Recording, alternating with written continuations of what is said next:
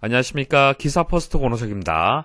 자, 커마 1급 필기 스프레드시트 일반 네 번째 시간이 되겠습니다.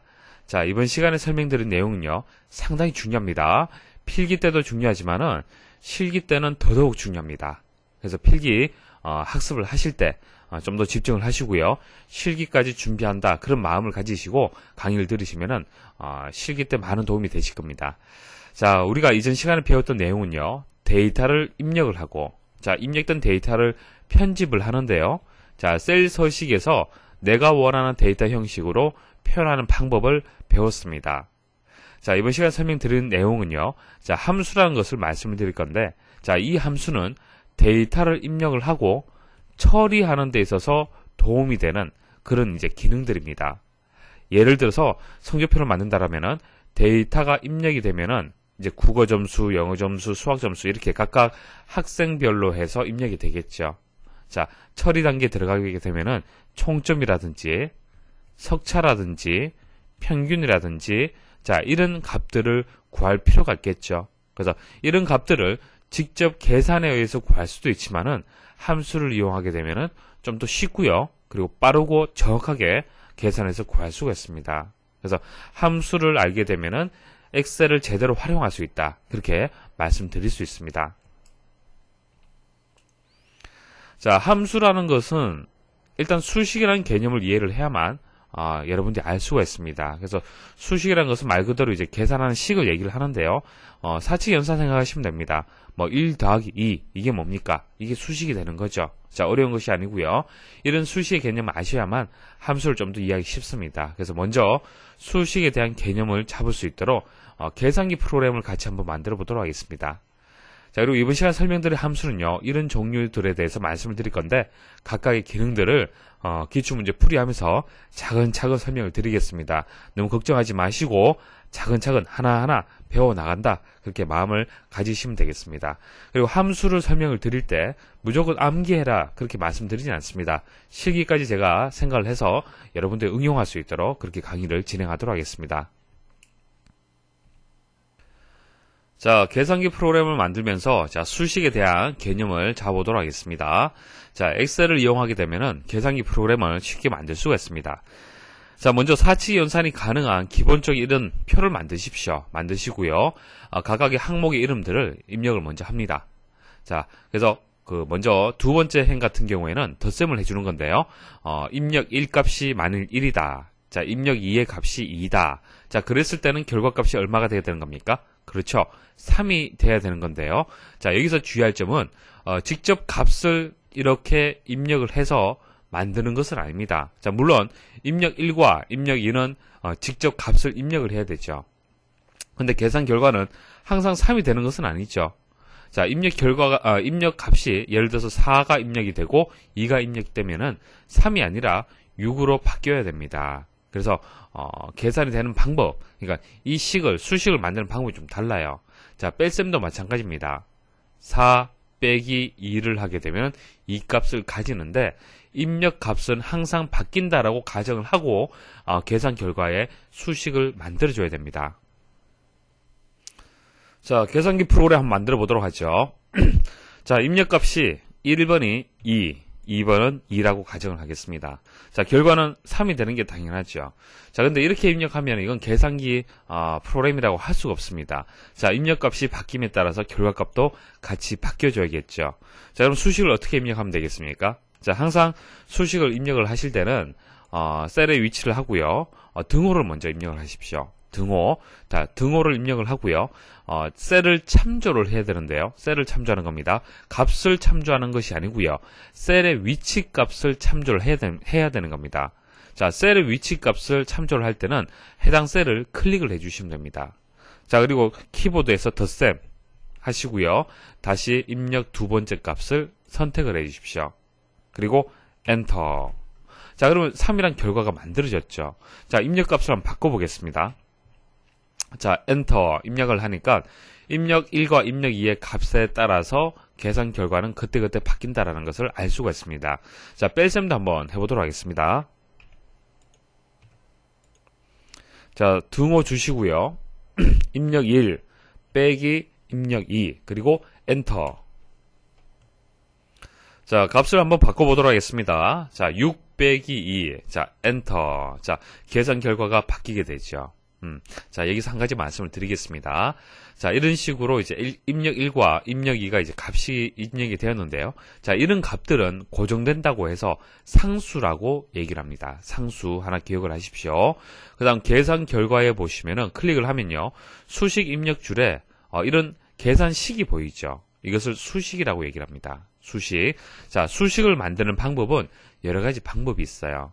가장 대표적인 것이 셀의 값을 참조해서, 셀의 위치를 참조해서, 그러니까 셀을 참조해서 수식을 만드는 방법이 있고요. 여기서 이런 식으로 만들 수도 있겠죠. 자, 등호 주시고요. 4 더하기 2 해서 엔터.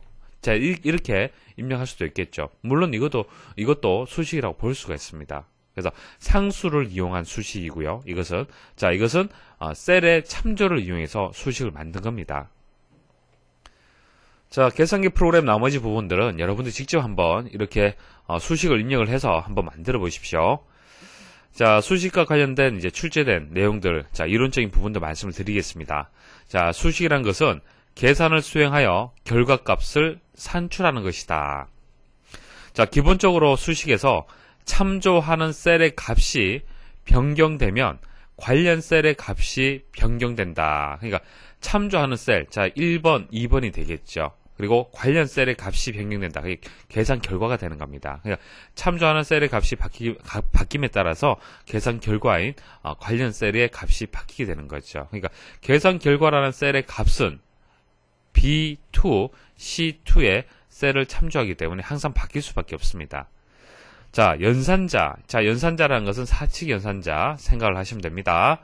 자, 그리고 함수는 이제 앞으로 배우게 될 거고요. 자, 상수라는 것은 말씀드렸죠. 직접 입력되는 이런 숫자들. 자, 이런 숫자를 가지고도 수식을 만들 수 있다 말씀을 드렸습니다. 자, 셀 참조. 여기 계산기에서 이용이 되었던 수식 표현 방법이 되겠습니다. 자, 이런 것으로 이제 수식이 구성이 되고요. 수식을 입력한 셀에는 수식의 결과가, 자, 그리고 수식 입력 줄에는 입력한 수식이 표시가 된다. 자, 이게 무슨 얘기입니까? 자, 셀에는 결과, 수식 입력 줄에는 수식이 표시된다. 자, 말 그대로 수식 입력 줄에는 수식이 입력이 되는 겁니다. 자, 보세요. 자, 결과, 그러니까 셀에 보여지는 것은 결과, 6이란 결과고요. 수식 입력 줄에는 수식이 입력이 되는 겁니다. 자, 그래서 우리가 그 수식을 입력을 할 때요. 자, 여기 셀에다가 등호 주시고 바로 입력을 하셔도 되고요. 아니면 수식 입력 줄에서 바로 입력을 하셔도 됩니다. 그러니까 바로 입력을 하실 때 셀을 선택을 하지 않고요. 한번 셀의 위치를 직접 한번 입력을 해 보겠습니다. 자, B 네 번째가 되겠죠. 그리고 곱셈이 되기 때문에 Shift 누르고요. 숫자 8번 누르시면 됩니다. 그 다음 C 네 번째가 되겠습니다. 그리고 엔터 이렇게 입력을 하시면 돼요. 자, 입력 1과 입력 2에 입력된 값이 없기 때문에 그렇습니다. 자, 이렇게 값을 입력하고 엔터 입력하게 되면 계산 결과가 표시가 되는 거죠. 그래서 수식을 만들 때 직접 마우스를 이용을 해서 셀을 선택을 해서 참조할 수도 있고요. 수식 입력줄 혹은 셀에서 바로 그 셀의 위치 값을 입력을 해서 수식을 완성할 수도 있습니다.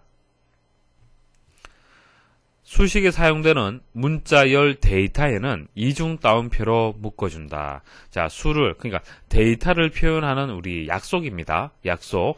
예를 들어서 이렇게 입력하게 되면 이것은 셀 참조예요. 셀 참조인데 여기다가 큰 따옴표로 묶게 되면은 이것은 셀을 참조하는 뜻이 아니라 문자열을 표현하는 겁니다. 아시겠습니까? 그러니까 숫자를 표현하는 방법, 셀 참조를 표현하는 방법, 문자열을 표현하는 방법이 다릅니다. 그래야만 엑셀에서 정확하게 이해를 하고 결과값을 만들 수가 있겠죠. 그래서 문자열 데이터는 이중 따옴표로 해서 묶어준다. 자, 수식의 구성 요소인 연산자의 종류를 보도록 하겠습니다. 자, 산술 연산자는 기본적으로 사칙 연산이 있죠. 자, 덧셈, 곱셈, 뺄셈, 나눗셈 이런 사칙 연산자가 일단 포함이 되고요. 자, 백분율은 이제 퍼센트로 해서 표현을 합니다. 자, 그럼 거듭제곱이 있는데요. 자, 2의 4승이다. 자, 이것을 키보드를 통해서 직접 입력할 수가 없기 때문에 2 하고요. 거듭제곱 4 이렇게 표현하는 겁니다. 꺾은 선을 이용을 합니다. 자, 비교 연산자. 크다, 뭐 크거나 같다, 같다, 작다, 작거나 같다, 같지 않다. 자, 같지 않다라는 것은 보통 우리가 등호에다가 이렇게 표현을 하죠. 근데 이것도 키보드 자판이 없기 때문에 뭐 작다, 크다라는 것을 서로 마주 보면서 이제 같지 않다라는 것을 표현합니다. 자, 다음 문자열 연산자라는 게 있습니다. 문자열 연산자. 자, 앰프센트를 이용하게 되면은 문자와 문자를 서로 연결해주는 그런 역할을 하는 겁니다. 그래서 등호 하시고, 기사 큰 따옴표를 묶어주시고, 퍼스트를 큰 따옴표를 묶어주시고, 사이에 앰프센트를 붙여주시면요. 셀에서 보여지는 결과는요, 기사 퍼스트라고 보여지는 겁니다. 자, 그다음 참조 연산자 말씀을 드릴게요. 자, 콜론과 쉼표가 있는데요. 자, 콜론 같은 경우에 연속적인 범위를 나타내는 겁니다. 예를 들어서 sum이라는 함수를 이용을 합니다. 자, 이것은 뭐 자세한 것은 뒤에 다시 말씀을 드릴 겁니다. 자, 등호 주시고 sum을 이용하게 되면은 sum이라는 것은 이제 합을 구하는 건데요. 합을 구한다. 자, 합이라는 것은 일단 대상이 있어야겠죠. 범위가 있어야 됩니다. 그래서 A 첫 번째 셀에서 A 다섯 번째 셀까지, 자, A 첫 번째 셀에서 A 다섯 번째까지 셀의 합을 구하라 라고 할 때는 A1 하나 입력을 하시고요. A 다섯 번째 입력을 하시고요. 사이에 이렇게 콜론을 주시면 됩니다. 그러니까 A1, A2, 뭐 A3, A4 이런 식으로 다 입력하실 필요가 없어요. 다 입력하실 필요가 없고 첫 번째 시작과 마지막까지만 이렇게 선택을 해주시면은, 그리고 사이에 콜론만 입력해 주시면은 범위 연산자로 입력이 되고요. 연속적인 범위가 표현이 가능합니다. 자, 구분 연산자, 서로 떨어져 있는 범위 같은 경우에 쉼표로 표현을 합니다. 그래서 A 첫 번째 셀과 A 세 번째 셀과 A 일곱 번째 셀을 더하고 싶다. 그랬을 때는 각각의 셀들을 선택을 해서 쉼표로 구분 연산자를 주시면 됩니다. 수식의 구성 요소인 셀 참조에 대해서 좀 더 자세하게 말씀을 드리겠습니다. 자, 셀을 참조를 해야만 수식을, 계속적으로 바뀌는 수식을, 우리 결과를 만들어낼 수가 있었죠. 자, 상대 참조가 있고 절대 참조가 있습니다. 자, 먼저 상대 참조에 대해서 말씀을 드리겠습니다. 자, 현재 각각의 학생 이름 그리고 국어, 영어, 수학 점수가 입력되어 있는 상태고요. 총점이라는 것을 수식을 이용해서 구해줄 겁니다. 총점이라는 것은 여기 있는 값들을 다 더해주게 되면 총점을 구할 수가 있겠죠. 쉽게 구하는 방법은요. 가장 쉽게 구하는 방법은 자, 여기 보시면은 이제 그 자동으로 합계를 구할 수 있는 버튼이 있습니다. 명령이 있습니다. 이걸 선택을 한번 해보십시오. 자, 선택하게 되면 어떻게 됐습니까? 자동으로 함수도 입력이 되고요. B2에서 D2까지 범위까지 자동으로 설정이 되네요. 자, 이 상태에서 엔터 입력하게 되면은 가장 쉽게 합계를 구할 수 있는 방법입니다. 자, 합계도 쉽게 구할 수도 있고요. 자, 여기 보시면 클릭해 보시면은 평균, 숫자 개수, 최대값, 최소값 이런 식으로 쉽게 바로 구할 수가 있습니다. 자, 이렇게 해서 뭐 구하는 방법은 이제 알고 계시면 되는 거고요. 자, 함수를 이용해서 이렇게 구했는데요. 사실 함수를 우리가 모를 때는 직접 선택을 해야 됩니다. 자, 등호 주시고 선택, 더하기, 선택, 더하기, 선택, 엔터. 자, 됐습니까? 자, 그래서 뭐 구하는 방법, 수식을 입력하는 방법은 수도 없이 많습니다. 수도 없이 많고요. 그 여러 가지 방법 중에서 가급적이면 지금부터는 이제 함수를 이용하는 방법을 여러분들이 알고 계셔야 됩니다. 근데 이제 함수를 입력하는 방법이요. 조금 전처럼 이제 자동으로 이제 합을 구하는 이 버튼을 이용해서, 이 명령을 이용해서 구할 수도 있지만은 일반적으로요. 자, 지우고 다시 한번 말씀을 드릴게요. 일반적으로 함수를 구할 때는 직접 이렇게 입력을 합니다. 자, sum이라는 함수를 기억을 하고 입력을 하는데요. 첫 글자만 입력을 하면은 s로 시작하는 함수의 이름들이 쭉 나옵니다. 쭉 나오고요. 여기서 여러분들이 선택을 하시면 돼요. 자, 선택. 자, 더블 클릭하시면 됩니다. 자, 더블 클릭하시면 선택이 되고요. 여기에다가 넘버 1, 넘버 2 이런 식으로 입력하라고 지금 힌트가 나옵니다. 수식 입력하는 방법이 나오는데요. 여기서 쭉 드래그를 하시면 돼요. 그리고 괄호를 닫아주시고 엔터 입력을 하시면 됩니다. 됐죠?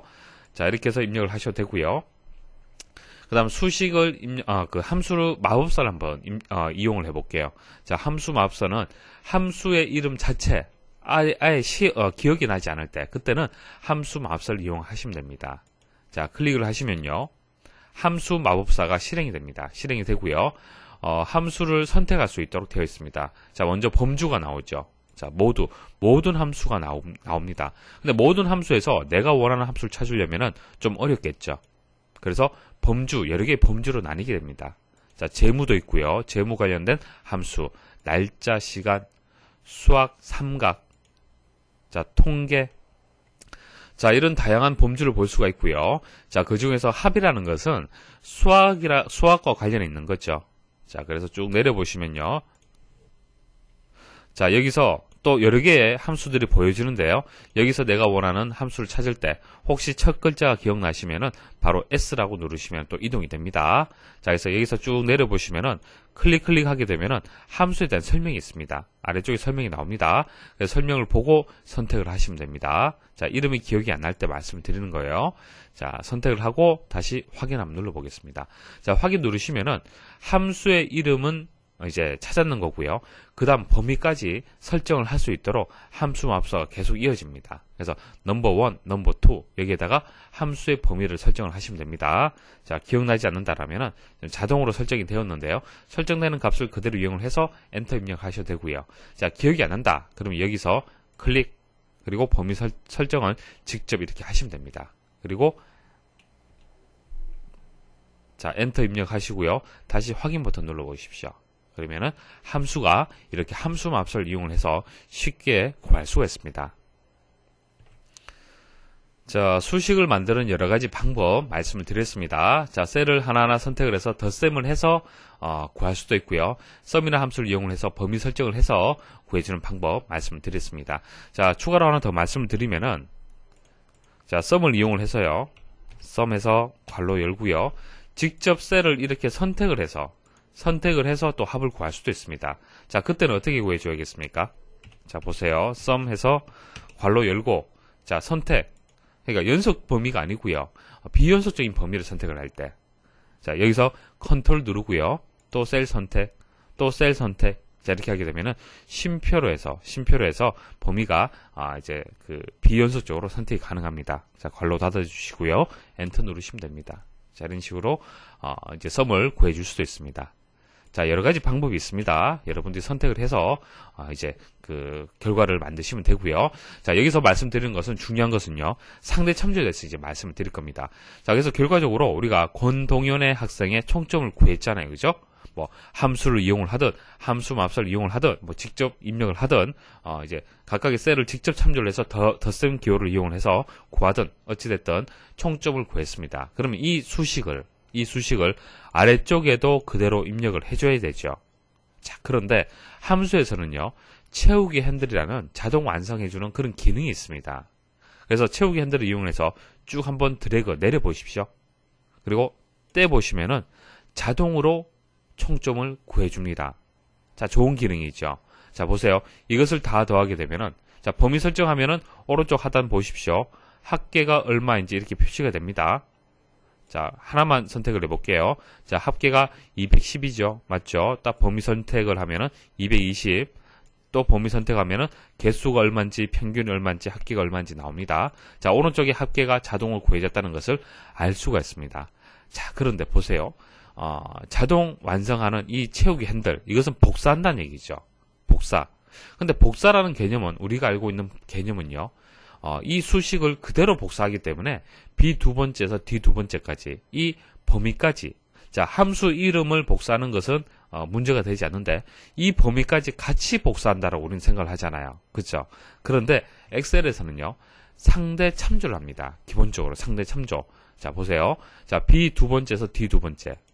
B 세 번째에서 D 세 번째네요. 자, 이것은 D 네 번째에서 B 네 번째에서 D 네 번째로 바뀌었습니다.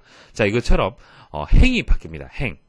자, 왜 행이 바뀌냐면은 우리가 수식 입력을 하고요. 이것을 채우기 핸들을 이용을 해서 내렸을 때, 이동을 했을 때 어떻게 이동을 했습니까? 자, 두 번째 행에서 세 번째 행으로 이동이 되었잖아요. 그죠? 그러니까 행이 하나 플러스가 되었지 않습니까? 자, 그게 그대로 참조가 되는 거예요. 참조에 적용이 되는 겁니다. 그래서 2, 3, 4, 5 이런 식으로 셀의 이제 행 위치가 상대적으로 참조가 이루어지는 겁니다. 자, 상대 참조의 개념 정의 말씀드리면요. 자, 셀 참조를 입력한 후 그 셀로 복사를 했을 때 참조하고 있는 셀의 주소가 복사된 거리만큼 자동으로 변경되는 상태를 얘기한다. 변경되는 형태를 얘기한다. 그냥 바뀌는 겁니다. 그러니까 위치만큼, 복사되는 거리만큼 변경되는 것을 상대 참조라고 얘기를 합니다. 그래서 sum B 두 번째에서 D 두 번째라고 하나의 셀을 입력을 하고요. 이것을 행을 하나 이동을 했다. 행이 하나 플러스 1이 됐잖아요. 그렇죠? 그러면 자동으로 수식도 2에서 3으로 플러스 1이 됩니다. 그러니까 행이 상대 참조가 되는 거죠. 자, 그 다음 절대 참조 말씀을 드릴게요. 상대 참조만 사용되는 것이 아니고요. 절대 참조가 또 필요한 경우가 있습니다. 자, 절대 참조라는 것은 셀 참조를 입력한 후 다른 셀로 복사해도 참조하고 있는 셀의 주소가 절대로 변경되지 않은 고정되는 형태. 그러니까 우리가 생각하는 복사의 개념을 생각하시면 됩니다. 근데 복사의 개념을 이용을 하려면 표현되는 방법이 좀 달라요. 자, 총점은 구했습니다. 자, 여기에다가 최종 점수를 한번 구해볼게요. 최종 점수는요, 기본 점수에다가 총점을 구해서 최종 점수를 구할 겁니다. 자, 그럼 등호 주시고요. 자, 두 개만 되기 때문에 뭐 썸을 이용하셔도 되고요. 직접 선택을 하셔도 됩니다. 한번 직접 선택을 해볼게요. 자, 총점을 선택을 하고, 그리고 덧셈, 그리고 선택, 그리고 엔터. 자, 입력을 했습니다. 자, 이것을 채우기 핸들을 이용해서 쭉 한번 드래그 내려보겠습니다. 자, 마우스를 떼게 되면은, 자, 어떻습니까? 자, 우리가 원하는 최종 점수의 합이 구해진 겁니까? 자, 자세히 보시면요. 총점하고 동일합니다. 그쵸? 50이란 값이 더해지지 않았어요. 자, 왜 이렇게 참조가 되고 결과가 만들어지겠습니까? 자, 보세요. 자, 마우스를 선택을 해서 셀의 위치를 한번 자세히 보십시오. 셀의 위치, 참조하는 셀의 위치를 한번 클릭해서 한번 보십시오. 자, 선택을 하고 주소 표시줄에 선택을 하시면요. 셀의 위치, 파란색이죠. 이 5번은 파란색이죠. 그리고 B 10번 같은 경우는 녹색으로 이렇게 위치가 직접 표시가 됩니다.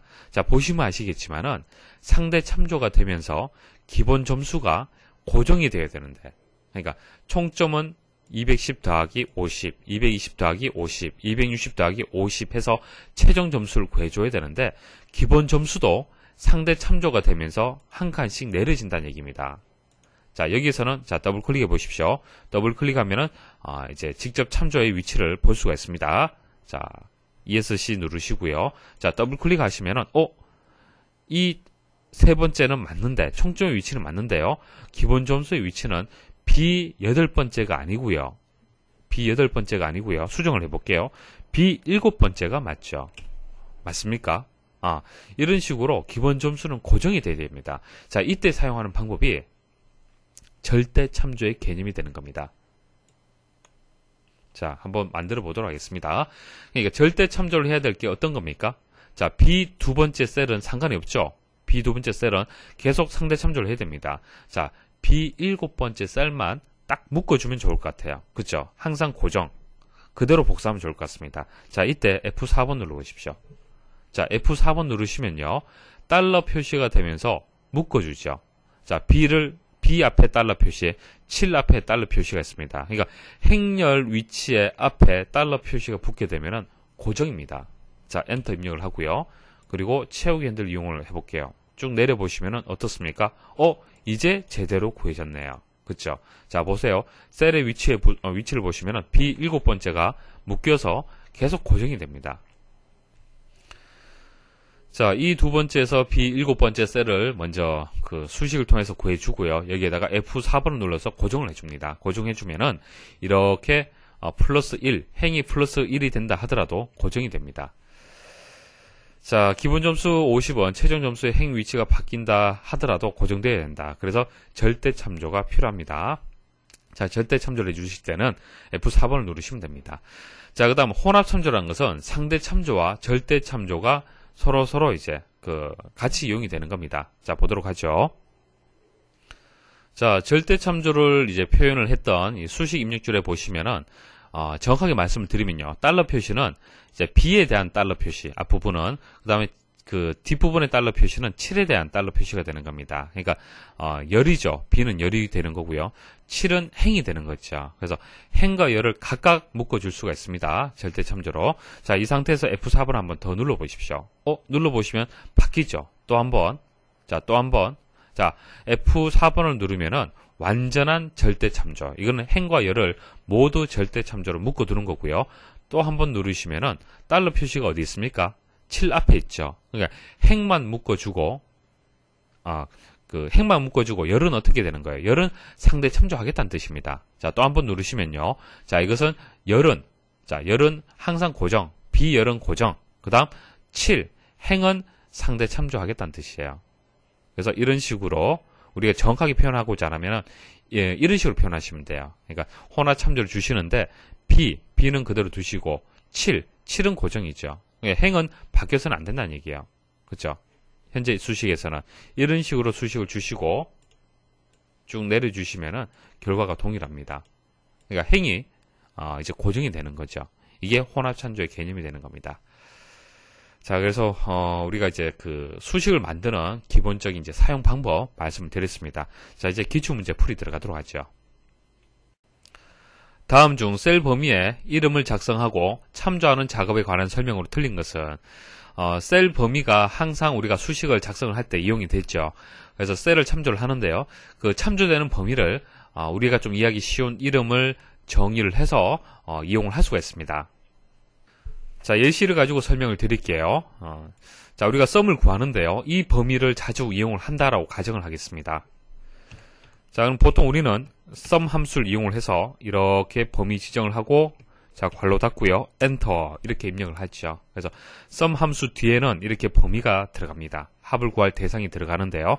자, 이 범위가 이제 자주 이용이 되더란 얘기입니다. 그래서 C 11번째부터 해서 이 13번째까지란 이 이제 셀의 범위를 기억하기가 좀 힘들잖아요. 그죠? 그래서 이것을 우리가 기억하기 쉬운 이제 합계라는 이름으로 정의를 해보겠습니다. 자, 이름 상자에다가 합계라고 입력을 하고요. 엔터 이렇게 입력을 하십시오. 자, 이렇게 이름을 부여를 하면요. 합계라는 이름을 이렇게 보일 수가 있어요. 자, 이름이 부여된 범위를 선택을 하시면은 합계라고 이름이 부여되어 있습니다. 만일 다른 범위를 이렇게 선택을 하시면은 셀에 이제 시작한 위치의 값이 이렇게 표시가 되는데요. 이제 이름이 정의가 되었기 때문에 이름이 표시가 됩니다. 자, 그럼 합을 구할 때요. 쉽게 구할 수가 있어요. 썸 해서 바로 합계라고 이름을 입력을 하시면 됩니다. 그리고 엔터. 자, 동일한 결과가 나왔죠. 자, 이렇게 해서 이름을 정의를 할 수가 있고요. 만일 이름을 삭제를 하고 싶다. 그럴 때는 수식에 가시면요. 자, 이것은 좀 수식하고 관련이 있잖아요. 그죠? 그래서 수식 탭에 가셔서 정의된 이름에서 이름 관리자라고 있습니다. 자, 이름 관리자에 가보시면은 정의된 이름을 보실 수가 있고요. 자, 선택을 하시고 삭제하시면 됩니다. 자, 닫기 버튼 누를게요. 삭제를 함과 동시에 조금 전 우리가 입력했던 이 수식은요, 의미가 없어지는 거죠. 그래서 오류가 발생을 하는 겁니다. 왜? 범위 설정한 것에 대해서 이름이 삭제가 되었기 때문에 그렇습니다. 자, 보기 보도록 하죠. 자, 셀 범위를 설정한 후 이름 상자에 작성할 이름을 입력을 하고 엔터를 누르면 이름이 지정된다. 맞는 설명이고요. 이름은 숫자로 시작될 수 없으며 공백을 포함할 수 없다. 합계라고 이름을 줬는데요. 자, 이렇게 해서 한글로 해서 입력하는 거는 상관이 없습니다. 근데 앞에 숫자 1, 2 이런 식으로 시작될 수는 없고요.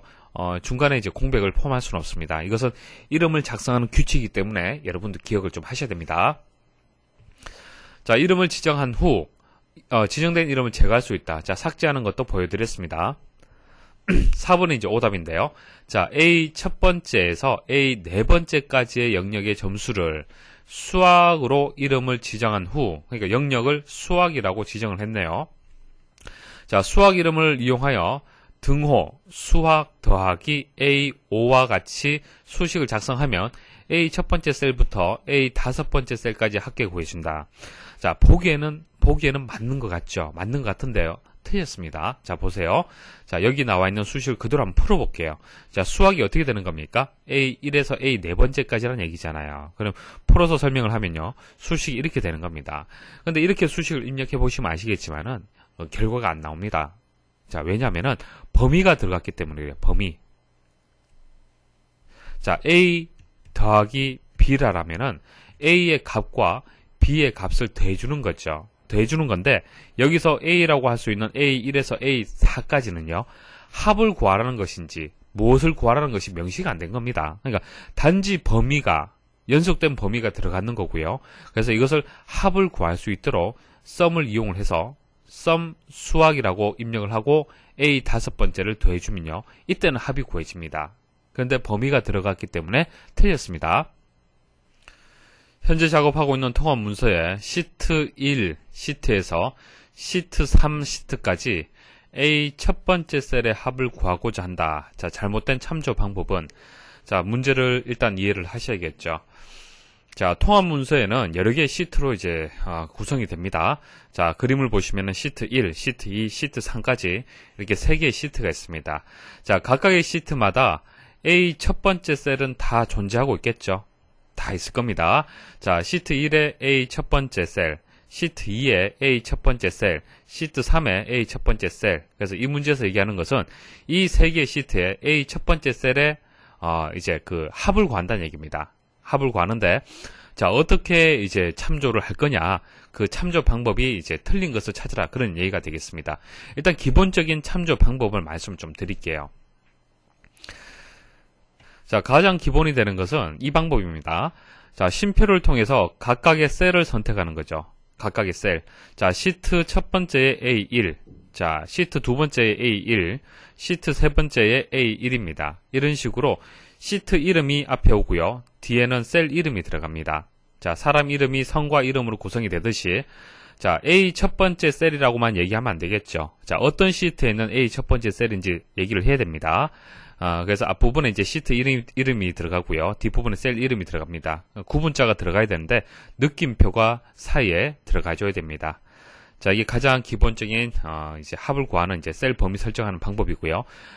여기서는 이제 A 첫 번째 셀이라는 것이 계속 반복해서 나오는 거죠. 그래서 이것을 생략할 수도 있습니다. 그래서 한 번만 입력을 하고요. 그 대신 시트의 범위를 이렇게 연속되게 콜론을 이용해서 시트 1에서 시트 세 번째까지 A 첫 번째 셀이다. 이렇게 범위를 설정할 수 있습니다. 자, 이게 2번하고 3번의 보기에 대한 설명이 되는 거고요.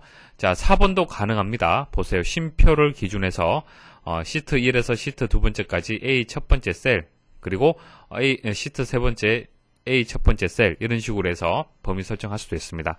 그렇지만 1번은 잘못된 설정 방법이 됩니다.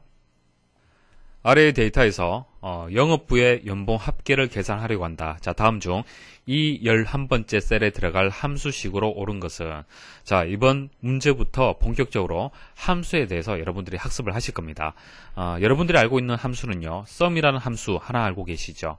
자, 이거 외에도 수도 없이 많습니다. 수없이 많은 함수를 지금부터 설명을 드릴 겁니다. 자, 각각의 문제를 풀이를 하면서 함수의 형식이라든지 특징이라든지 사용 방법을 다 말씀을 드릴게요. 자, 강의 하나하나 집중해서 잘 들어주십시오. 자, 먼저 함수의 정의 먼저 말씀을 드릴게요. 자, 함수라는 것은 엑셀 내에 자주 사용하는 프로그램을 함수라고 얘기를 합니다. 자, 다시 한번 말씀을 드리면은 이전에 우리가 계산기 프로그램 만들었었죠. 계산기 프로그램. 자, 계산기 프로그램은요, 여러분들이 엑셀을 이용할 때 자주 이용을 할 겁니다. 그죠? 가장 기본이 되는 기능들이잖아요. 그죠? 자, 그러면 필요할 때마다 계산기 프로그램을 만드는 것보다도 한번 만들어 두고요.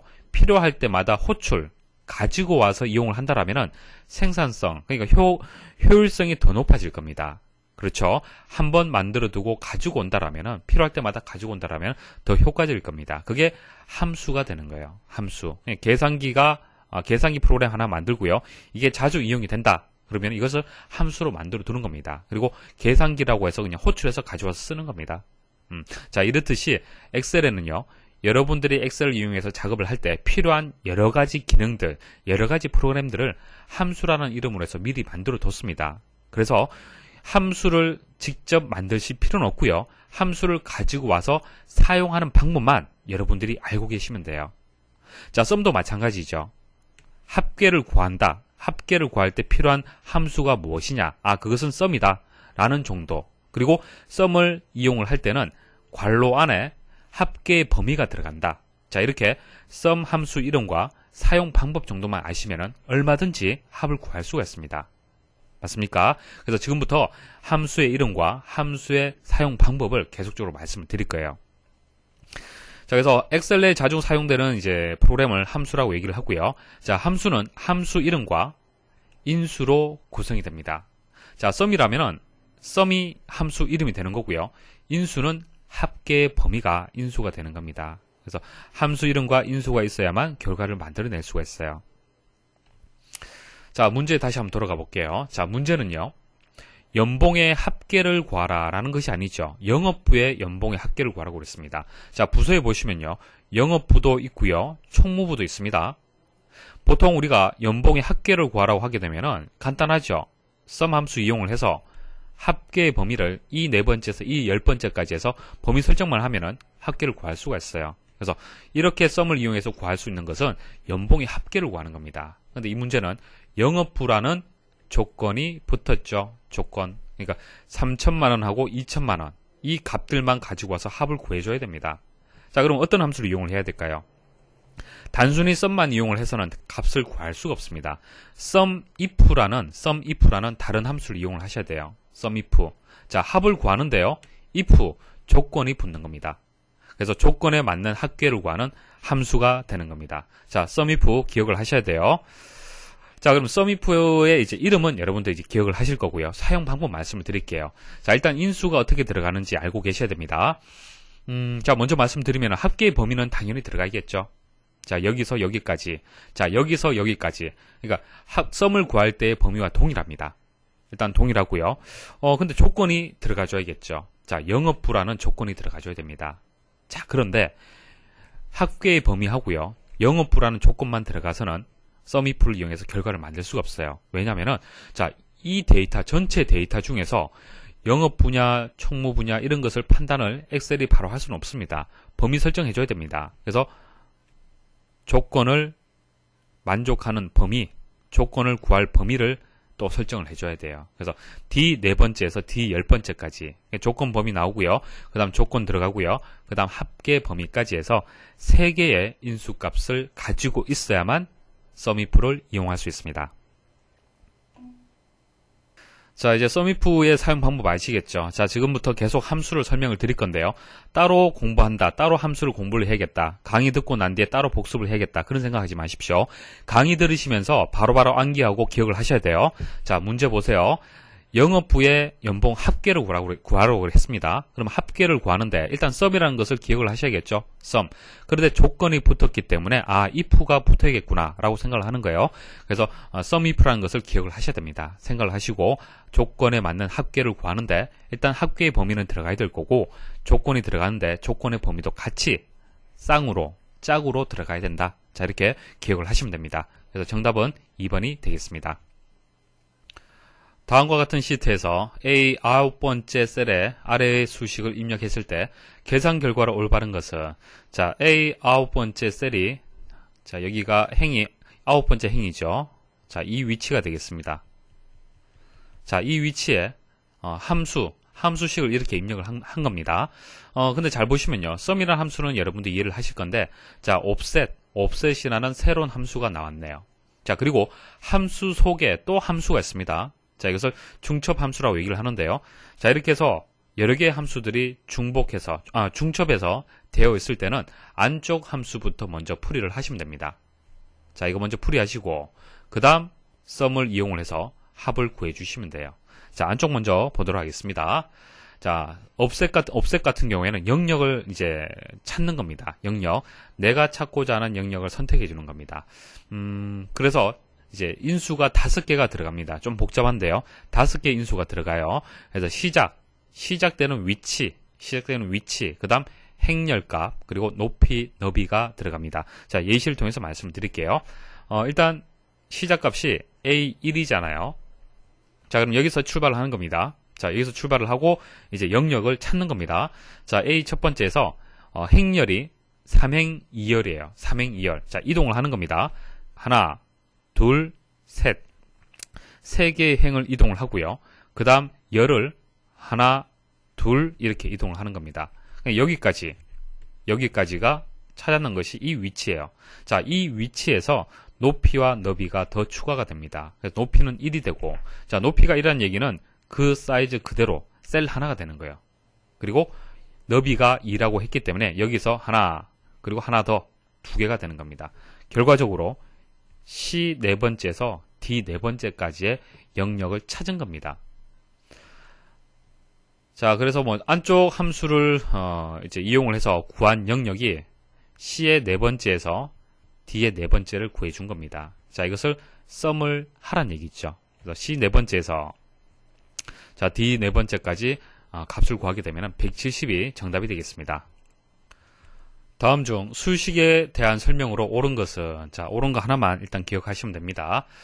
자, 수식이 이렇게 나왔어요. 자, 이 수식을 여러분들이 이해를 하셔야 되는데, 자, 예시를 가지고 먼저 설명을 드리겠습니다. 자, 조건문인 if문을 일단 여러분들 아셔야 됩니다. if문. 자, 조금 전 sumif라는 것을 간단하게 말씀을 드렸었죠. sum, 합을 구하되, 조건에 맞는 합을 구한다 라고 해서 if가 붙었습니다. 자, if문은 별도의 함수가 따로 있습니다. 따로 있는데요. 한번 예시를 보도록 하죠. 자, 합격 여부를 판단을 하는데요. 평균 점수가 80점 이상일 경우에는 합격. 자, 80점 미만, 그러니까 80점 이상이라는 조건 아닌 경우, 그러니까 80점 이상이 아닌 경우가 되는 거죠. 자, 80점 미만인 경우에는 불합격을 출력을 하라.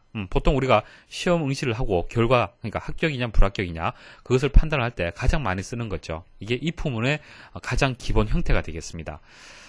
자, 각각 한번 보도록 하겠습니다. 국어, 영어, 수학 점수가 있고요. 총점은 어떻게 구해주면 되겠습니까?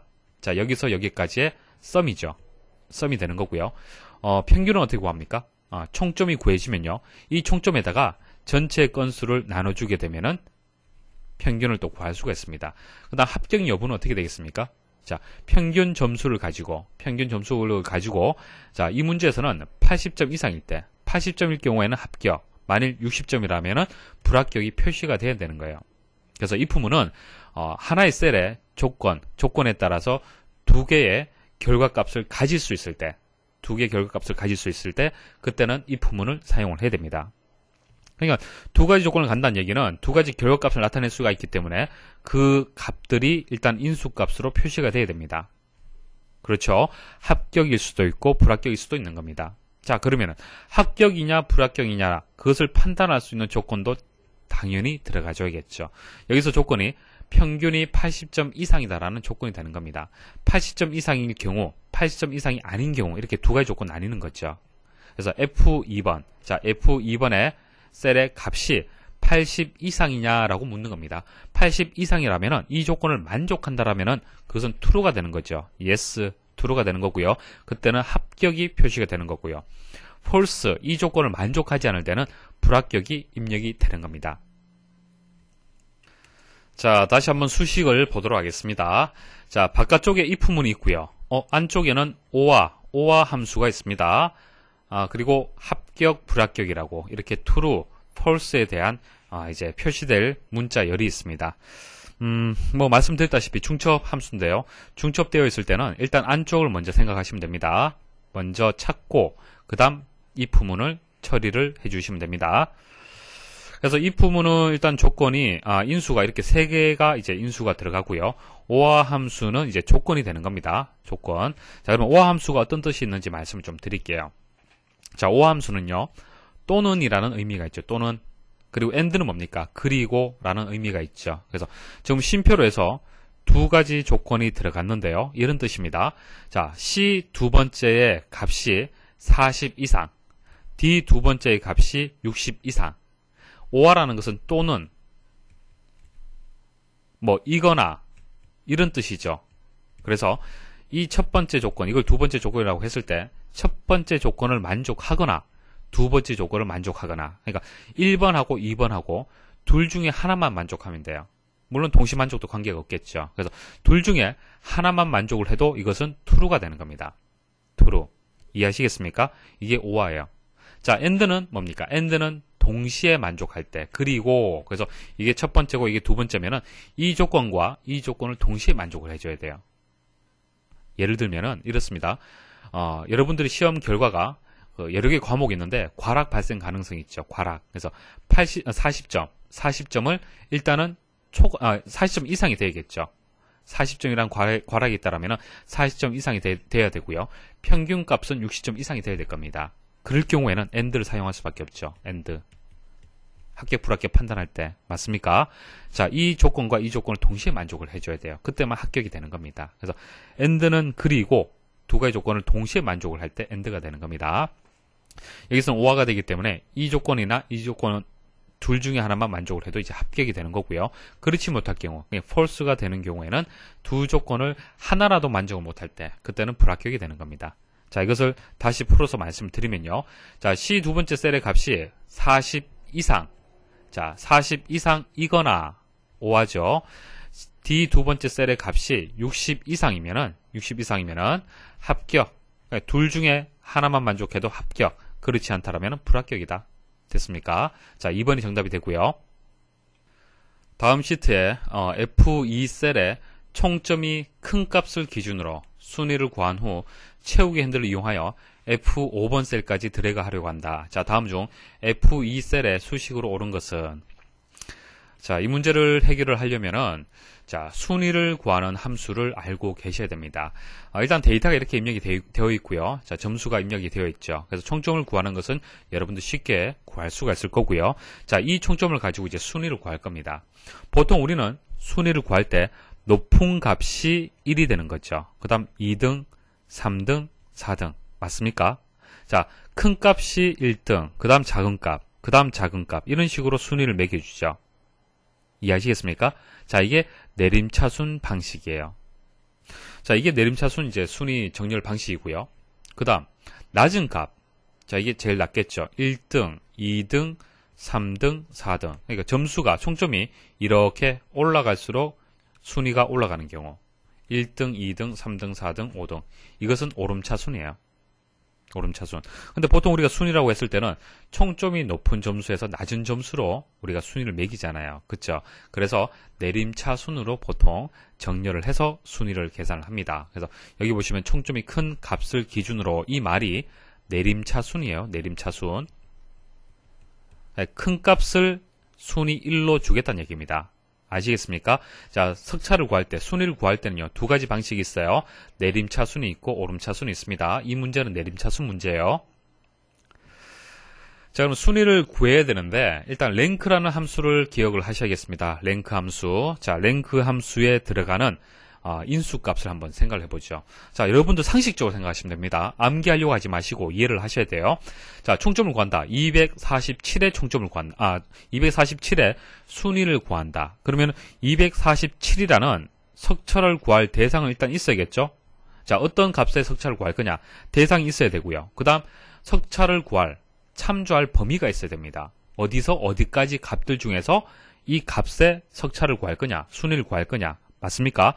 범위가 여기서 여기까지냐, 여기서 여기까지냐, 여기서 여기까지냐, 이 범위에 따라서 순위는 달라지는 겁니다. 그래서 기본적으로 인수는 두 개가 들어가줘야겠죠. 첫 번째, 석차를 구할 대상. 자, 이 두 번째, 자, 이 값에 대해서 이제 석차를 구하겠다, 순위를 구하겠다. 그 다음 참조할 범위, 이의 두 번째에서 이의 다섯 번째까지. 됐습니까? 첫 번째, 두 번째는 이해를 하시겠죠? 자, 마지막에는 정렬 방식입니다. 자, 좀 전 말씀드렸다시피 내림차순이 있고 오름차순이 있어요. 정렬 방식을 0이라고 주게 되면 내림차순이고요.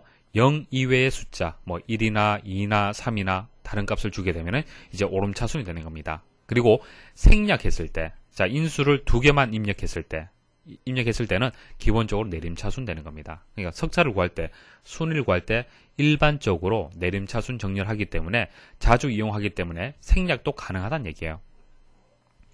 자, 여기서 또 하나 추가로 말씀을 드릴게요. 일단 랭크 함수의 이제 그 기능, 그리고 인수는 잘 이해를 하시겠죠. 여기서 이제 참조할 범위를 자세히 한번 보도록 하겠습니다. 자, 참조할 범위가 지금 절대 참조로 되어 있죠. 절대 참조. 자, 상대 참조로 하면 안 됩니까? 상대 참조. 자, 여기서 순위를 구할 때 만일 참조할 범위를 상대 참조를 하고 채우기 핸들을 이용해서 쭉 드래그를 하게 되면 어떻게 될까요? 다 상대 참조를 하겠죠. 그럼 첫 번째 범위가 여기서는 범위 설정 이렇게 했지만은 행이 하나씩 이동이 되죠. 이해하시겠습니까? 자, 범위가 달라지는 거예요. 석차가 제대로 표시가 되겠습니까? 안 되죠. 항상 참조할 범위는요, 고정돼야 됩니다. 아시겠습니까? 꼭 기억을 하십시오. 참조할 범위는요, 절대 주소로 표현을 해야 됩니다.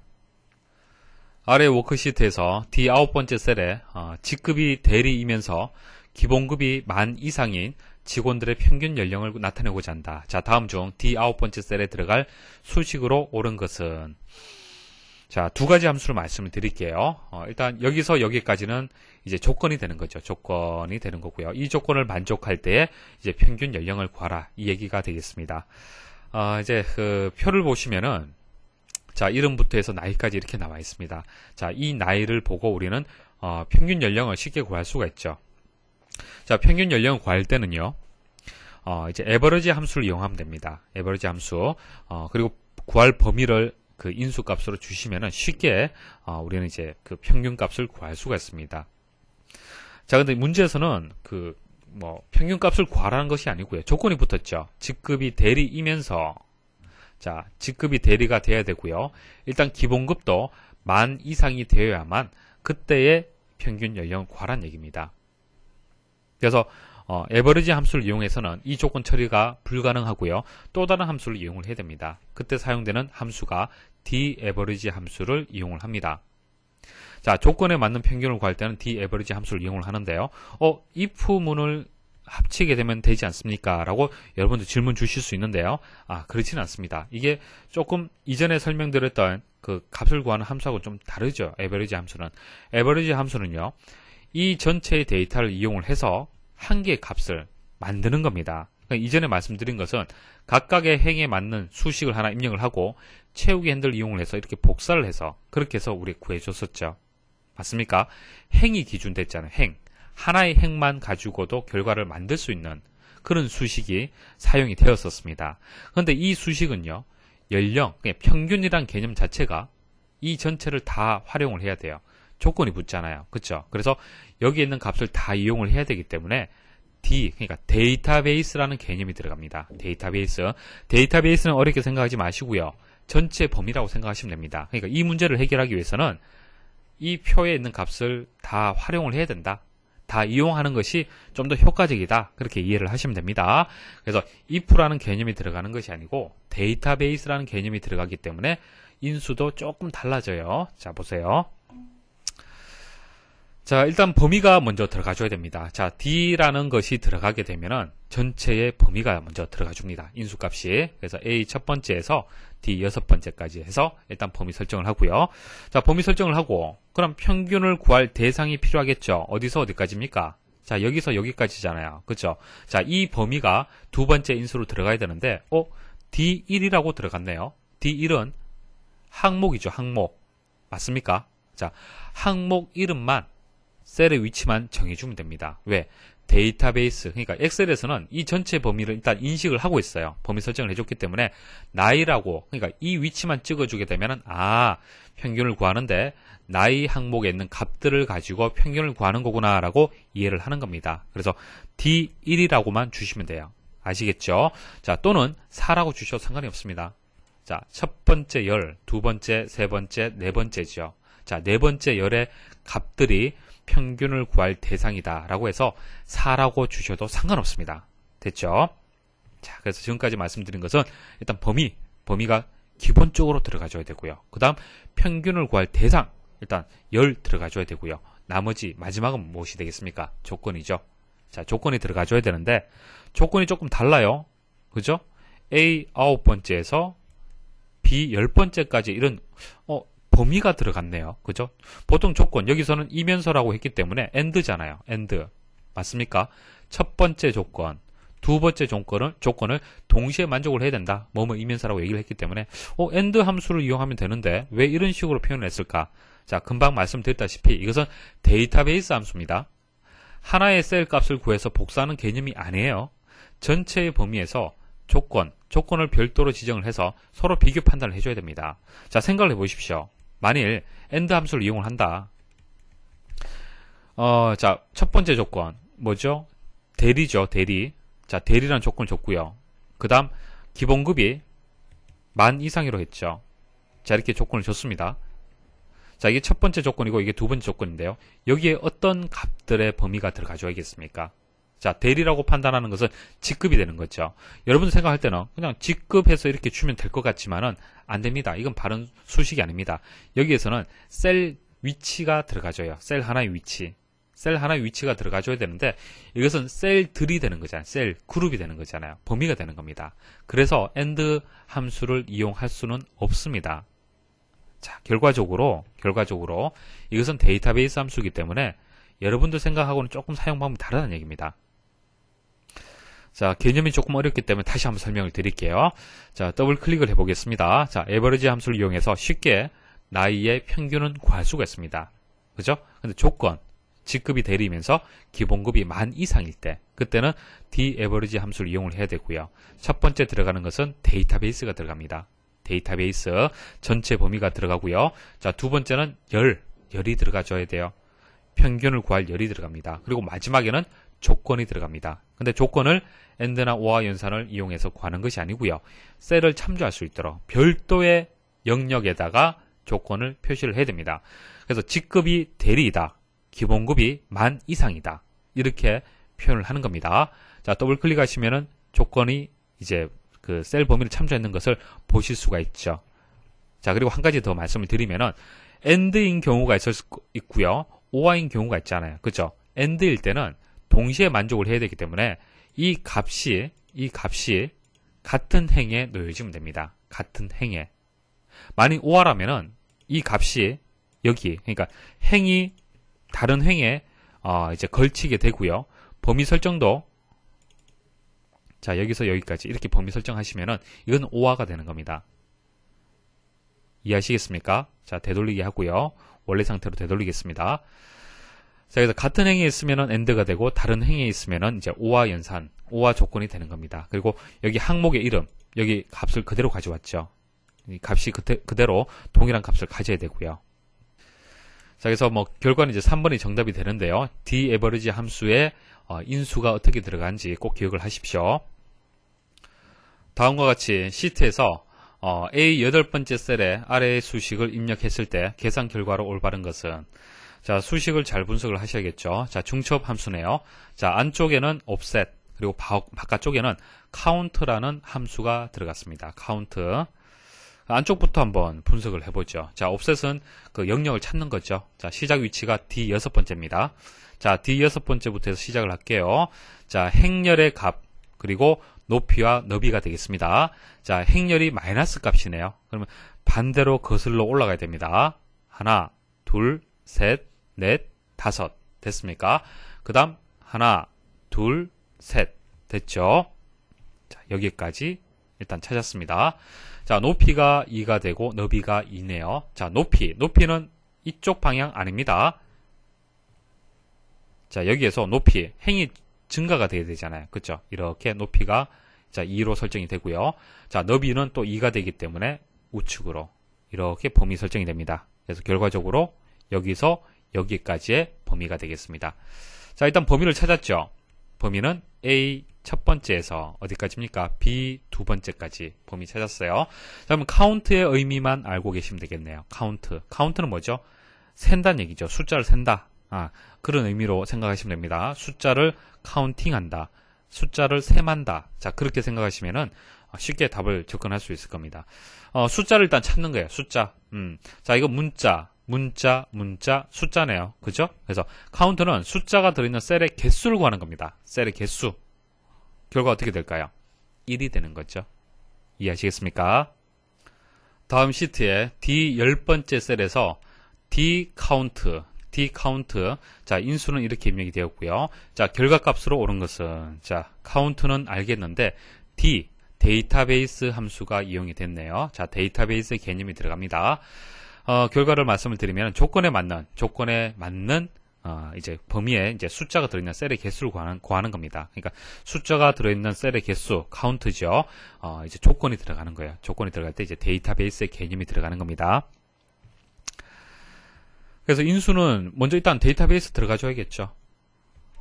자, 들어가주고요. 그 다음 세 번째, 하나, 둘, 셋, 세 번째 열입니다. 자, 이것에 이제 카운트를 구해준다는 얘기죠. 그리고 조건은 A 8번째부터 해서 B 10번째까지 이렇게 조건이 들어갔습니다. 자, 그럼 같은 행이 아니죠. 나무하고 높이가, 조건 자체가. 그러면은 5화입니다. 5화가 되고요. 나무가 사과이거나 높이가 10초가일 때, 사과가 나무도 포함이 되고요. 높이가 10을 초과하는 경우 모두 포함이 됩니다. 그때의 나이가 되는 거죠. 그때 나이의 값의 범위에서 숫자의 개수를 구해주는 겁니다. 자, 한번 보도록 하죠. 직접 눈으로 구해주시면 돼요. 자, 사과, 여기 있네요. 사과. 두 번째 조건. 높이가 10을 초과한다. 자, 10을, 초과하죠. 자, 10을 초과합니다. 그 다음 10을 초과했고요. 자, 이것은 해당이 안 되죠. 8 해당이 안 됩니다. 그럼 체크가 되어 있는데, 요거 체크가 되어 있네요. 그럼 값의 범위가 이렇게 4개가 되겠네요. 그쵸? 조건에 맞는, 이제 범위가 그렇게 되겠습니다. 그럼 여기에서 카운트, 그러니까 그 숫자가 들어있는 셀의 개수가 이제 4가 되는 거죠. 그래서 결과는 2번이 정답이 되겠습니다. 아래 이 시트에서 A 두 번째에서 A 일곱 번째는 이름, 자, B 두 번째에서 B 일곱 번째는 고객 구분, C 두 번째에서 C 일곱 번째는 지역, 자, D 두 번째에서 D 일곱 번째는 구입 금액으로 영역의 이름, 자, 이름을 이제 정의를 했다, 그런 뜻이 되겠네요. 그죠? 그래서 여기서 여기까지는 이름, 여기서 여기는 고객 구분, 여기서 여기는 지역, 자, 여기서 여기는 구입 금액. 그래서 뭐 결과적으로 이 얘기입니다. 자, A 두 번째에서 A 일곱 번째. 자, 수식을 우리가 만들 때, 자, 이렇게 입력하기보다도 항목의 이름을 이용을 해서 이름을 정의하게 되면은 수식이 좀 이해하기 쉽죠. 어떤 내용인지 이렇게 알파벳으로 셀의 주소값을 입력하기보다도 이름을 이용하게 되면은 수식을 좀 이해하기 쉽습니다. 그래서 여기까지의 설명 자체가 이 문제하고 직접적으로 관계는 없고요. 이렇게 이름을 줬다, 그렇게 생각을 하시면 됩니다. 자, 중요한 것은 뒷부분이죠. 고객 구분이 정회원이면서, 자, AND가 되겠네요. 자, 지역이 인천인 그때의 회원 수를 구하라 라는 조건이 되겠습니다. 자, 직접 한번 구해보도록 하죠. 일단 정회원 찾아보도록 하겠습니다. 자, 그 다음 지역이 인천. 자, AND가 되기 때문에 동시만족. 자, 동시만족. 자, 됐습니까? 결과는 2가 되겠네요. 근데 문제는 수식을 찾으라고 했습니다. 그래서 보기에 나와 있는 함수를 먼저 좀 설명을 드릴게요. 자, 카운터 함수 말씀드리겠습니다. 자, 카운트에다가 A가 붙었네요. 자, A가 붙었는데요. 의미는 이제 데이터가 있는 셀의 수가 되겠습니다. 자, 카운트는 이제 숫자가 들어있는 셀의 수죠. A가 붙게 되면 데이터가 되는 겁니다. 데이터. 그러니까 문자도 되고 숫자도 되고 상관이 없다는 얘기입니다. 그래서 뭐 기억을 하실 때는 데이터의 TA를 생각하시면 되겠죠. TA. 데이터의 TA. 예시를 보시면은 A 첫 번째에서, 자, A 여덟 번째. 자, 여덟 번째 셀에는 값이 없다라고 가정을 하겠습니다. 자, 그랬을 때의 이제 결과는, 이제 8개 셀을 범위 설정을 했지만은, 데이터가 들어있는 것은 7개가 되기 때문에 7이 정답이 되겠습니다. 그래서 카운터는 이제 범위가 인수로 들어가는 거고요. 그 다음, 이런 경우도 있겠죠. 자, 이 값의 범위에서 내가 찾고자 하는 문자 열의 개수. 자, 이경규라는 이름의 이 범위에서요, 개수를 구하고 싶다. 이런 경우 있죠. 일단 개수를 구하기 때문에 카운트는 들어갑니다. 그리고 조건 자체가 간단하죠. 자, 이럴 경우에는 카운트 if를 이용하게 되면 쉽게 구할 수가 있습니다. 자, 카운트 if는요, 범위 내에 조건에 맞는 셀의 수예요. 범위 내에 조건에 맞는 셀의 수. 그래서 범위가 들어가고 조건이 들어가줘야 됩니다. 그래서 SUMIF를 이용을 하는데요.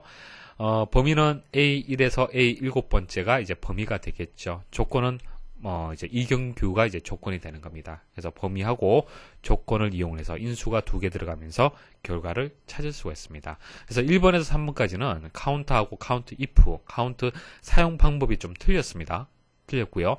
정답은 이제 4번이 정답이 되고요.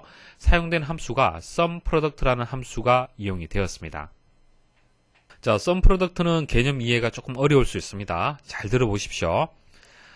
자, 함수 이름을 한번 보도록 하죠. SUM, 더한다, 프로덕트 곱한다, 그런 뜻이죠. 그래서, 이제 곱하고 더해라, 이렇게 해석을 하시면 됩니다. 자, 제가 어떤 결과를 구하고 싶냐 하면 이런 결과를 한번 찾고 싶어요.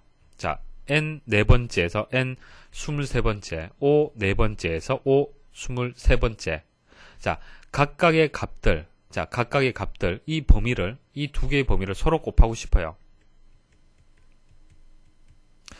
a 4번째 곱하기 o 4번째, n 5번째 곱하기 o 5번째, n 6번째 곱하기 o 6번째, 이런 식으로 각각의 요소들을 다 곱해서 이 결과를 다시 덧셈을 하는 겁니다. 자, 이 결과를 구하고 싶어요. 자, 그러려면 어떻게 하겠습니까?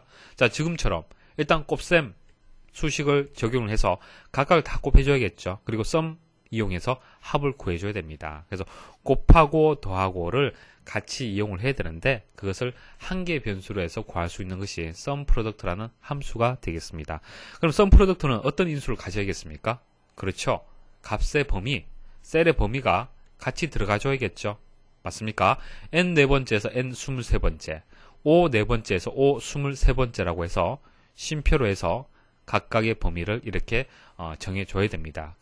그래야만 n 4번째 곱하기 o 4번째 더하기 n 5번째 곱하기 o 5번째 더하기 이런 식으로 결과가 만들어지는 겁니다. 그래서 뭐 값의 범위다 이렇게 말씀을 드렸는데 정확하게 말씀을 드리면요. 배열이라는 용어를 씁니다. 배열이다 이렇게 얘기를 합니다. 자, 이게 배열이에요. 배열은요. 그냥 수를 나열을 한 겁니다. 좀 더 정확하게 말씀을 드리면은 같은 형의 데이터들로 이루어진 집합이에요. 집합. 그냥 집합이라고 보시면 됩니다. 집합. SUMPRODUCT는 이제 정확하게 인수를 말씀을 드리면은 배열, 첫 번째 배열, 두 번째 배열, 세 번째 배열 이런 식으로 계속적으로 인수 값을 줄 수가 있습니다. 그래서 배열에 대응하는 요소들을 모두 곱하고 그 곱의 합계를 구하는 그런 의미를 가지고 있습니다. 자, 정답 보기를 분석을 좀 해드릴게요. 자, SUMPRODUCT를 이용을 했죠. 자, SUMPRODUCT를 이용한다는 얘기는 배열이란 개념이 들어갑니다. 값의 범위, 셀의 범위가 들어갑니다. 근데 셀의 범위가 잘 보시면은 쉼표로 나뉘게 되는데 쉼표가 없습니다. 그 말은 괄호가 시작이 되고 닫히는 안쪽에 있는 이 수식이 배열 1이에요. 배열 1. 자, 여기서 여기까지 곱하기 여기서 여기까지인데요. 곱하기라는 것은 AND와 동일합니다. AND. 자, 덧셈은요. 오합니다. 개념 자체가. 자, 그리고 배열 1만 있기 때문에 곱할 대상이 없죠. 곱할 대상이 없습니다. 대상이 없기 때문에 배열 1에 이제 덧셈만 연산해 주면 됩니다. 배열 1을 쭉 더해 주면 돼요. 그러니까 이 연산의 결과를 더하기만 하면은 결과가 만들어지는 겁니다. 자, 계산이 되는 과정을 설명을 드릴게요. 잘 들으십시오. 좀 이해하기 힘들 수 있습니다.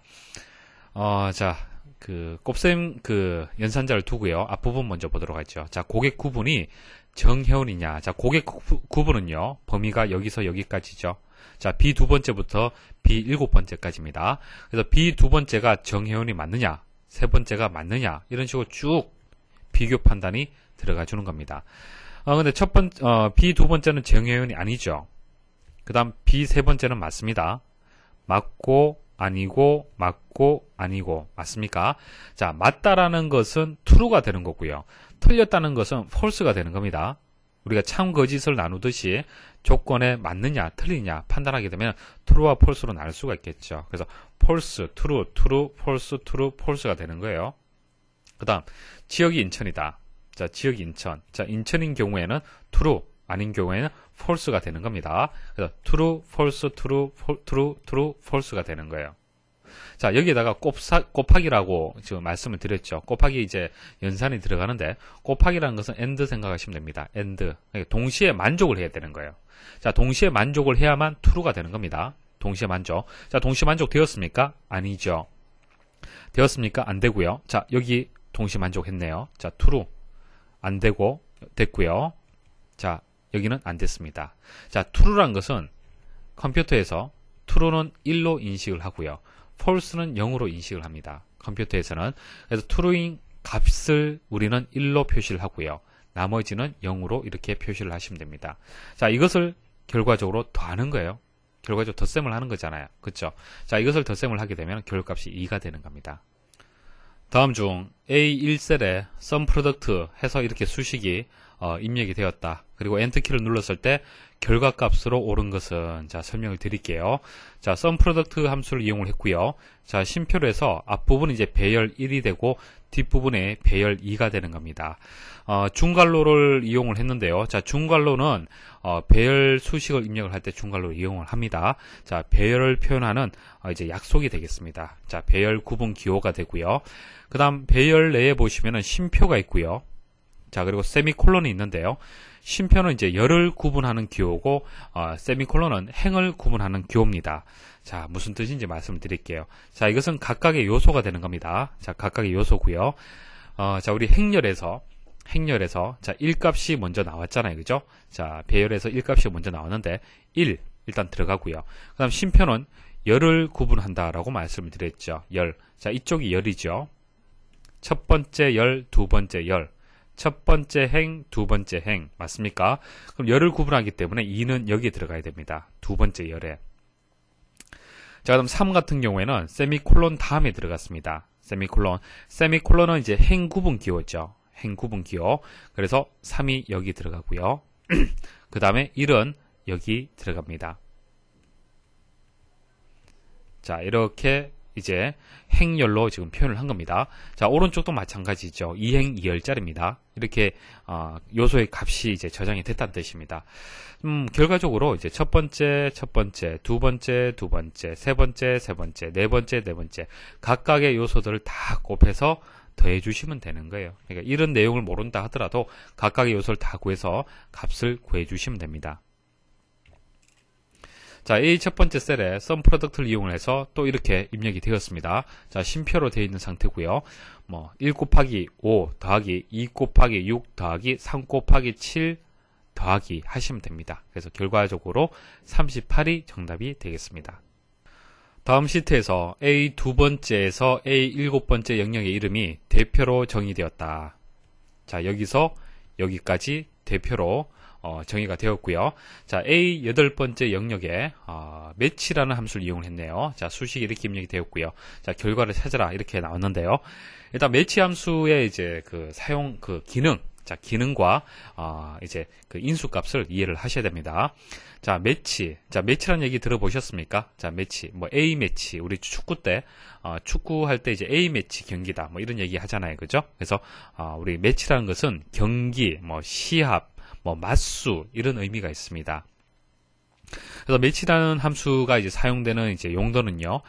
매칭이 되는 데이터의 위치를 구하는 겁니다. 매칭이 되는, 그러니까 맞수 이런 의미가 있어요. 자, 매칭이 되는 데이터의 위치를 구하는 건데요. 예시를 보시면 정확하게 이해를 하실 겁니다. 자, 매치 함수를 이용하고요. 첫 번째는 매칭 값이 먼저 들어옵니다. 일단 매칭이라는 개념은 같다, 비슷하다 이런 것을 찾아야 되는 거잖아요. 그렇죠? 찾아야 되기 때문에 그 대상이 들어와야 됩니다. 그 다음 범위가 들어가 줘야겠죠. 자, 뒷부분 일단 생략을 하고요. 그래서 매칭 값과 범위가 들어가 줘야 돼요. 자, 대표라는 범위는 여기서 여기까지가 되겠죠. 여기서 범위 내에서 이제 김영희와 매칭되는 위치를 찾는 겁니다. 이게 첫 번째가 되고 이게 두 번째가 되는 거죠. 범위에서는. 그래서 김영희는 이제 두 번째 위치에 있습니다. 그래서 결과가 2가 정답이 되고요.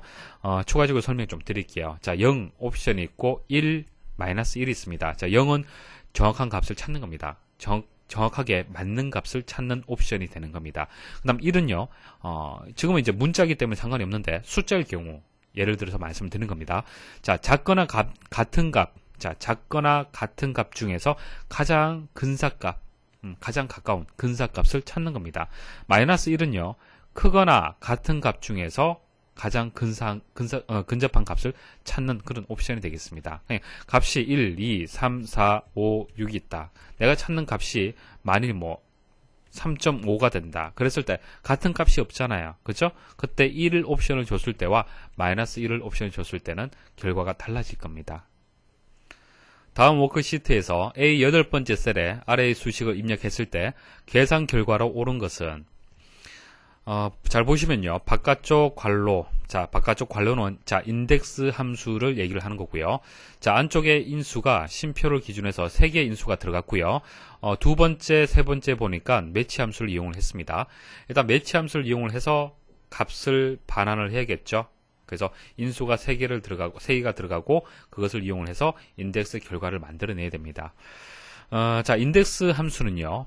행렬로 지정된 위치에 데이터를 찾는 겁니다. 데이터를 찾는 건데 행렬을 받아서 데이터를 찾는 겁니다. 설명을 드릴게요. 일단 매치 함수 한번 먼저 보도록 하겠습니다. 매치 함수, 인수 3개 들어가죠. 첫 번째 인수는 매칭할 값, 찾을 값, 10이란 값을 찾을 겁니다. 어디서 어디까지? B 첫 번째에서 B 6번째의 데이터들 중에서 10이라는 값은 하나, 둘, 셋, 세 번째 있네요. 그죠? 1이라는 옵션이 주어졌지만은 상관이 없네요. 동일한 값을 찾았기 때문에. 세 번째가 되겠습니다. 그래서 3이라는 값을 구했고요. 두 번째 매치 보도록 하겠습니다. 3을 찾는데 A 세 번째에서 C 세 번째까지 3을 찾는데 옵션은 1이 들어갔네요. 3이라는 값이 동일한 값이 있기 때문에 상관이 없겠습니다. 첫 번째 바로 찾았습니다. 그래서 인덱스 함수는요. 일단 행열이 들어가줘야 됩니다. 행과 열이 인수로 들어가고요. 행과 열을 알게 되면 일단 범위가 있어야겠죠. 전체 범위, 어느 범위까지 해서 어느 범위에서 행과 열을 찾을 거냐. 그래서 범위가 먼저 들어가줘야 됩니다. 그래서 A1에서 C 6번째 범위에서 해서 범위가 인수로 먼저 들어가고 행열 값이 들어가줘야 돼요. 그래서 삼행 1열이죠. 하나, 둘, 셋, 삼행 1열. 이 부분이 되겠네요. 맞습니까? 이 부분의 데이터의 값은 3이 정답이 되겠습니다. 셀 범위 A1에서 C 4번째까지의 범위에서 각 보기의 수식을 실행하였을 때 다음 중 결과값이 다른 것은 각각을 다 한번 보도록 하겠습니다. 바깥쪽에는 인덱스, 안쪽에는 매치 함수를 이용을 했네요. 매치 함수 먼저 구해보도록 하겠습니다. 매치 함수는 이제 위치 값을 찾는 거죠. 배를 찾는데 어디서 어디까지? A1에서 A 4번째에서 배를 찾아라. 옵션은 0이 들어갔네요. 하나, 둘, 셋, 넷, 네 번째가 되겠습니다. 그럼 인덱스, A1에서 C 4번째의 범위에서 행과 열이 되는 겁니다. 하나, 둘, 셋, 넷, 4행 1열이죠. 결과는 배가 되겠습니다. 배가 반환이 되고요. 인덱스, 범위가 A1에서 C 4번째, 전체 범위가 되겠네요. 4행 2열, 하나, 둘, 셋, 넷, 2열, 여기가 되겠네요. 40이 반환이 되네요. 세 번째, 매치 먼저 보도록 하겠습니다. 2300을 찾아라. 어디서 어디까지? C1에서 네 번째까지 옵션은 0이 들어갔습니다. 하나, 둘, 셋, 넷, 4가 되겠습니다. 그래서 매치 함수에서 4행 2열, 40이 되겠네요. B 세 번째에서 C 네 번째, B 세 번째에서 C 네 번째, 범위가 되고요. 2행 1열이네요. 하나, 둘, 첫 번째, 40이 되겠습니다. 그래서 정답이 1번이 되겠습니다. 이렇게 해서 이번 시간 설명드릴 함수들은 다 말씀을 드렸습니다. 혹시 이해가 안 되는 함수들은 엑셀 프로그램 실행을 해서 직접 한번 수식을 입력을 해 보십시오. 그러시면 정확하게 개념을 이해를 하실 수가 있을 겁니다. 강의 들으신다고 수고 많이 하셨습니다.